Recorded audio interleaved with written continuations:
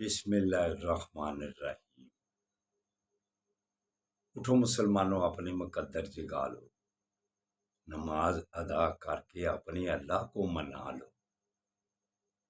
کھول کے دیکھ، چشم دل لاتا ہے لطف کیا نماز میں، ہر طرف آتا ہے نظر نور خدا نماز میں۔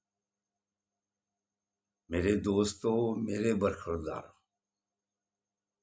اللہ کو اگر راضی کرنا ہے تو پھر گردنیں جھکانی پڑے گی، مسجدوں کو آباد کرنا پڑے گا۔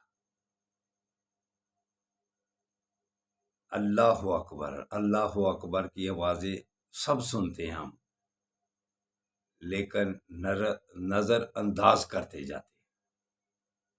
کہتے ہیں ہم سب ہیں، اللہ سب سے بڑا ہے، اللہ سب سے بڑا ہے۔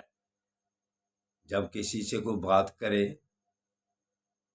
کہ بھائی تو کسی اور کو بڑا سمجھتا ہے تو وہ ناراضگی کرتا ہے، وہ کہتا ہے اللہ سب سے بڑا ہے۔ کون کہتا ہے آپ کو؟ لیکن جب اذان ہوتی ہے تو اللہ اکبر کی آواز سن کر ایمانداری سے بتلائیں، جب آدمی دوسرے کاموں کی طرف لگا رہتا ہے، دوستوں کی آؤ بھگت میں لگا رہتا ہے، شادی بیاہ غمی خوشی ان کاموں میں لگا رہتا ہے، کاروبار میں مصروف رہتا ہے،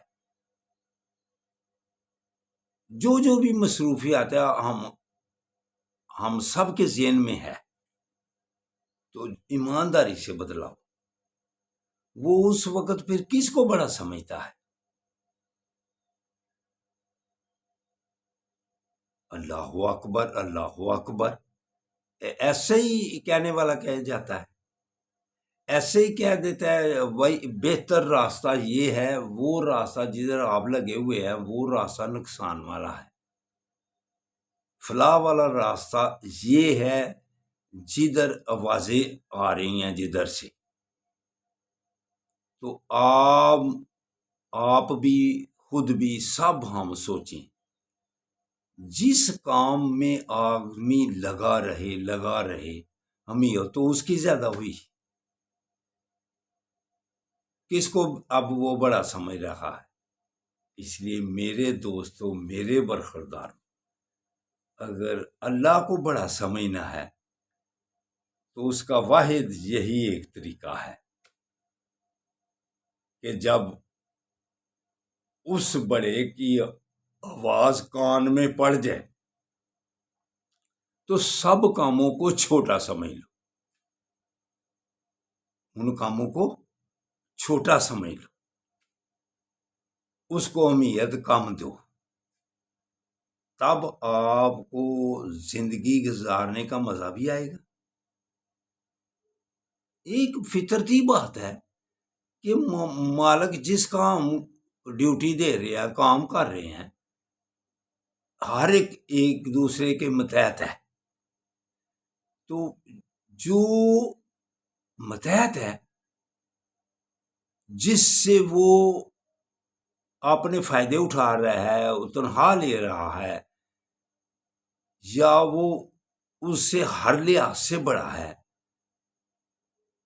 اس کی دنیاوی زندگی گزر رہی ہے، تو ایمانداری سے بتلاؤ، اگر وہ اس کا کہنا مانے گا تو بات آگے چلتی جائے گی نا، وگرنہ کتنی دیر تک وہ اس کو تنخواہ دیتا جائے گا۔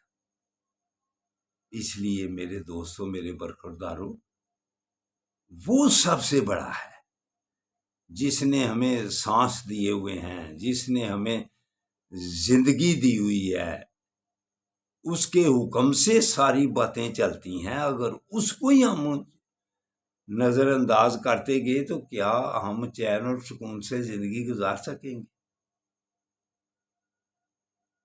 نماز کے بعد یا سامع دو اللہ کے ناموں کا ورد کیا کرو، پھر اپنے مخالف پر آپ